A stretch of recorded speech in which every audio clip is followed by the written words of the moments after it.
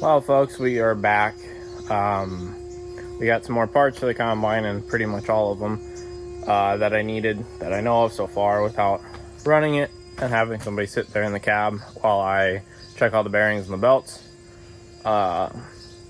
We'll just go over an overview of everything that needs to be done before I can do that. This mess needs to be taken care of. This goes to your moisture sensor and your flow sensors. There's two in here. I took one out. And now we need to make this one all pretty. So the next deal on this combine is there's a support bracket for the cylinder and the cylinder walls. This big round thing is a cylinder. Those little grates are called the concaves. And if you can see right,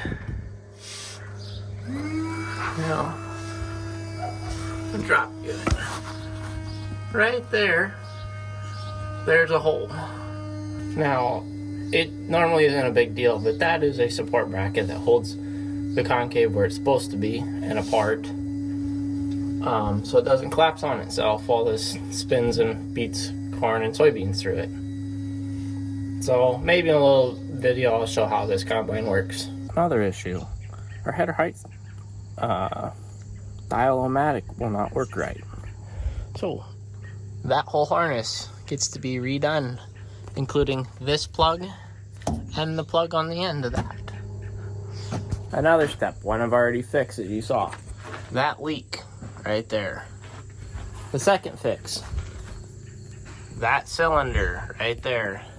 That cylinder allows this combine to unload. It pushes this pulley down to engage this chain and unload the big auger. We're going to have to monitor injector number 6. I think it's leaking a shade. Potentially an easy fix. Now that we're in the grain tank of this beast, this tube's gonna get fixed. It is razor sharp and also very, very thin. So this, just the tube is gonna replace. We have to take this apart, and I don't know how far I gotta pull that out. And the last thing that I know of as of right now is there's 3 grease lines, like hydraulic lines, but they hold grease, that go to the pivot on the auger. So 1, 2, right there, and 3's right there. And they'll go up to that. This allows you to grease on the ladder and not have to get into the grain tank itself. Other than preventative maintenance and greasing and lubrication, so far that's all we know that needs to get fixed. I almost forgot, if we have some time, there seems to be an exhaust leak. It may be fixed and just didn't get cleaned up. But that's all supposed to be green back there. It's not a huge issue, but combines like to burn down. They're in a lot of dry dust, and when things get hot, it will smoke and create a fire. So it'd be nice to figure that out too. So we're gonna grab this out of here, as it's covered in oil. Then 13.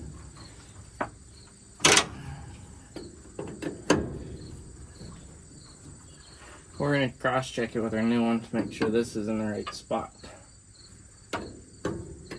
Because how this works, oil gets pushed into a single acting cylinder to push the pulley down to engage the belts, and then in turn engage this chain. And then there's a spring here to disengage it and pull it up and force the fluid back to the reservoir. So I'm going to take this off, pull the other top pin out, drop down, double check. Oh, there's an O-ring in it. Actually, I'm just going to take this one out. I'll take it out when I get down, swap the O-ring, clean off the part, and voila.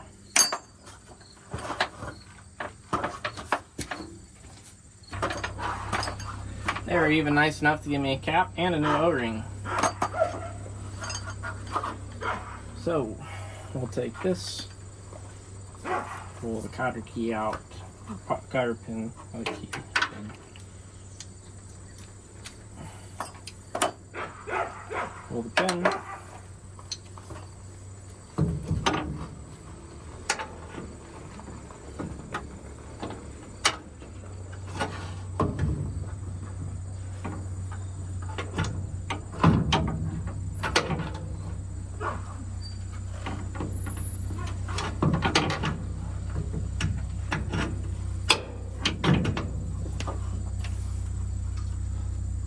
That in place. That's still clean. There's just a compression O-ring sitting in the fitting that goes onto the cylinder. We will wash this off later.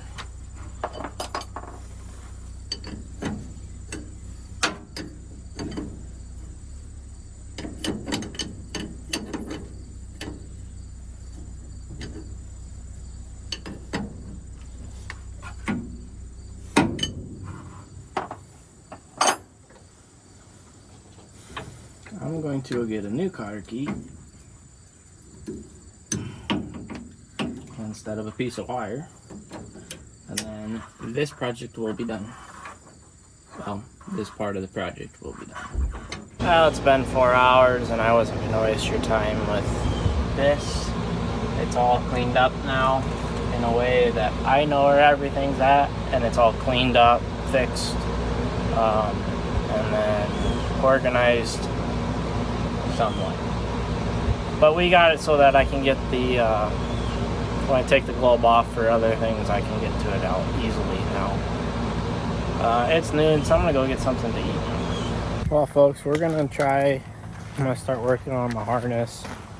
I'm waiting on a crimp tool I ordered to do the actual pins themselves, but I can make and fix the harness except for the very end with all the pins. But I did get the new one. Don't know where I ordered it from, but shipping was incredibly fast. Fuel Tech. Yeah, Fuel Tech out of Georgia. So they shipped it incredibly fast, and it has all the parts in it in a nice little bag. So yeah, that's what we're gonna start doing now. I've kind of figured out a system here that I'm gonna do. I wrote down the pin number on the actual connector right here, and then I wrote the wire number because on John Deere these wires are labeled, and I don't know if some of those you might be able to see, but they're also color coded. The greens are all start with a 4, and it's throughout the entire machine. So I try to keep color to color type, and it definitely helps, that's for sure. But what I'm doing, I'm going in and I'm going to find the connector I want, the pin I want. So this is pin 4, wire number 411A, which matches this. I snip it, but I leave enough to see which wire just in case. This wire's 14 gauge, so I'm gonna get a different gauge. So I got 14 green. So now I take this and I cut a template to do this.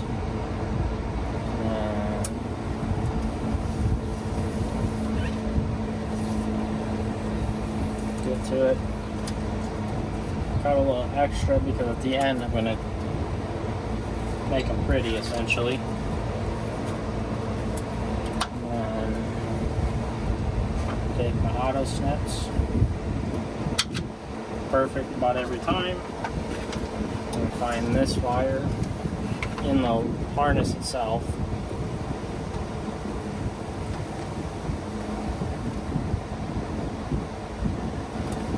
And then I have a spot where they're all clipped. I'll clip it pretty close to that.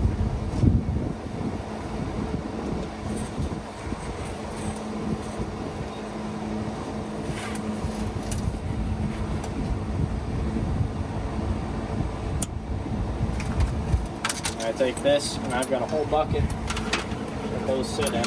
they'll get recycled. They're going to the scrapyard.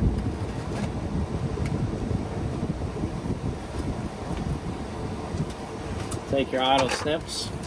Auto snip this one. We'll grab a blue connector. I think what I want. Yeah, blue connector.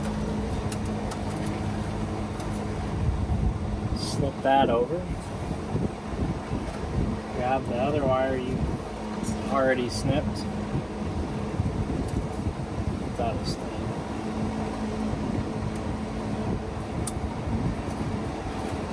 You take and spread them apart a little bit. This is a solder connector. Slide them together.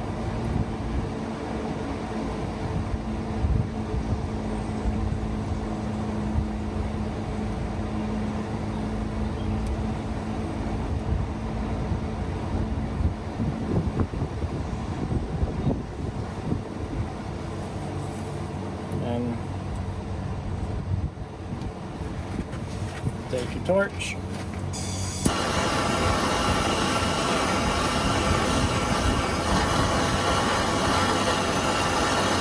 I apologize if you hear the fan behind. It's fine.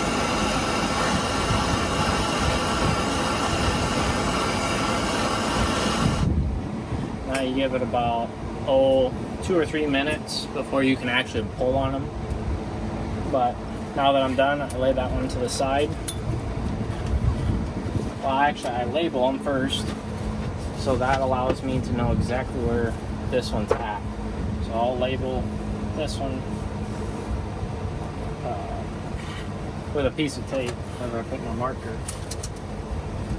Just had the marker. There it is. So this is pin 4. Wire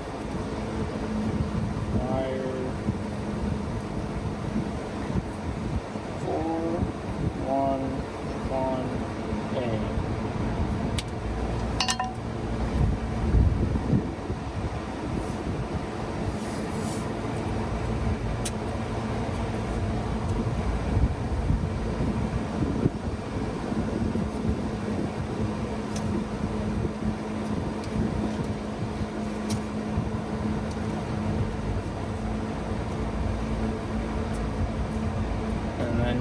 Now it's done, it's labeled pin number 4, wire 411A.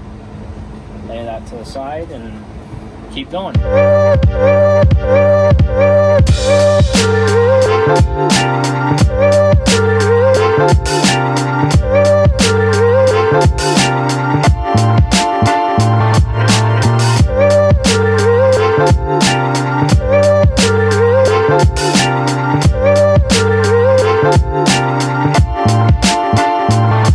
Folks, I got all but one wire done. I ran out of brown. Would be 10, 15, but that's the jumbled mess that I'm going to take care of later. The next thing I need to take care of is this deal. But I'm going to go get food here, pizza from Casey's, I think, and then get another thing of wire. 14 gauge brown. But yeah, we will pick up when something new happens. So folks, we're gonna take this bad boy apart.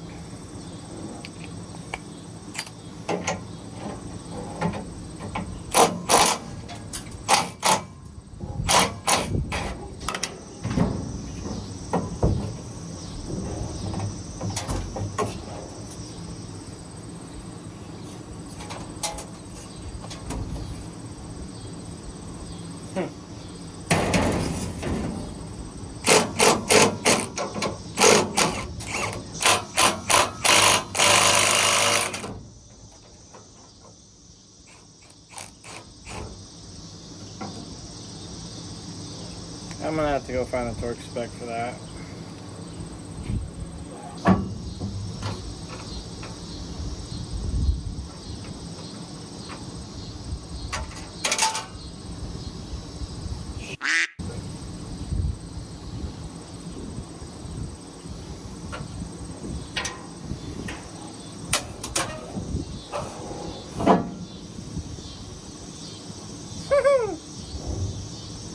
That ain't good.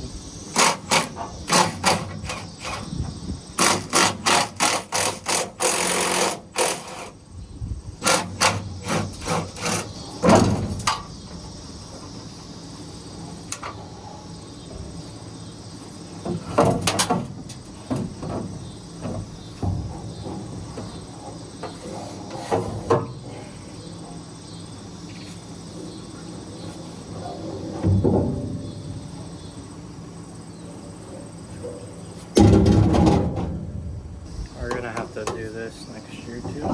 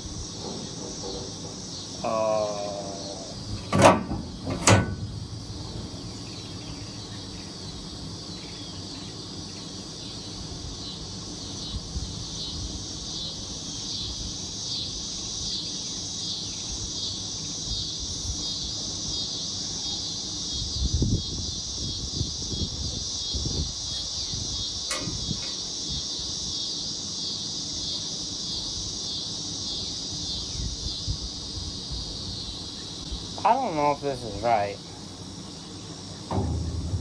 It ain't lining up. Okay, so I did a little digging. They had two different size augers. So, well, you got the small one, so I'll have to get the new one. So that has to wait, but it's hard to say when it says two different ones. You just take a guess sometimes, so that's the way it goes. Oh, folks, this is becoming a project. Because I can't really see what I'm looking at, but it's that bar all the way across, because the issue is right there. That's an issue. So I don't know how many, I'll be honest, I have no idea how many bolts or any of that. I'm just laying here trying to figure out what socket size it is and then pull it off. So I frankly have no idea, but I might have to pull the con case up a little bit from about halfway, because all the way open's not working very well for me. I might go to like a mid-mark, which is like 20 something. That's what we'll do. So I accessed it below through the rock trap. There's 1, 2, 3, 4, 5, 6 bolts. I've got a 30-inch cheater pipe and I'm losing. I've got one kinda broke, so I'm not really sure how I'm supposed to do this all, but we'll figure it out, because this is a project. Since I am fighting these bolts, this is my solution. And light.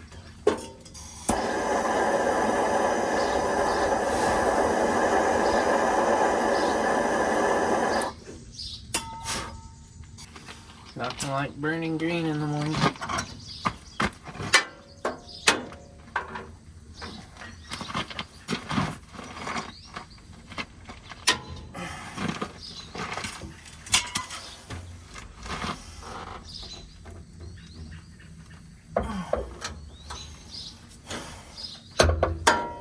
There's one half broke.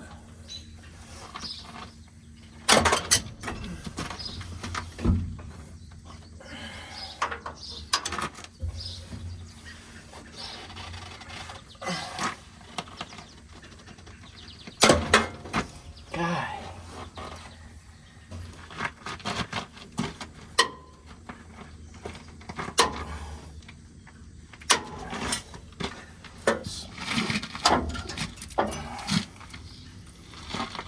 I don't know if I have to pull it out from down here. Pull it out from out top. That's like hitting your shit on.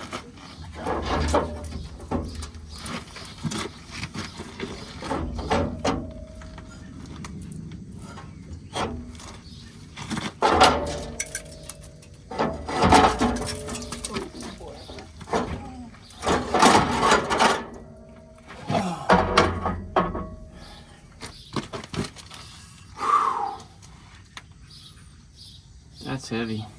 This is why we're replacing it. Right through. Now to try to finagle that new one back in place.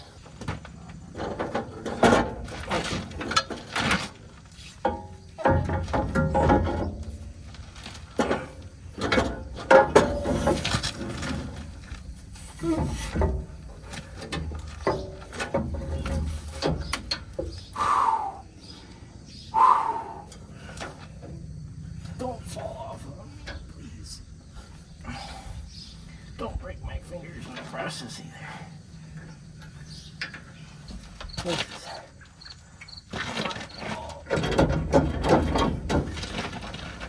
Uh-oh.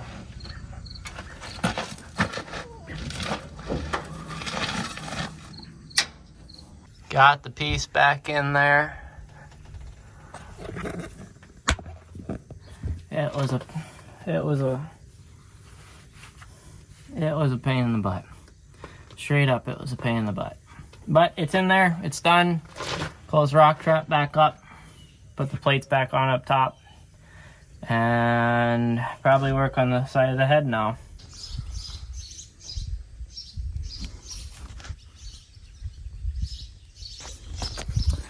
Don't know if you spot the issue, but that's what's next on the agenda, so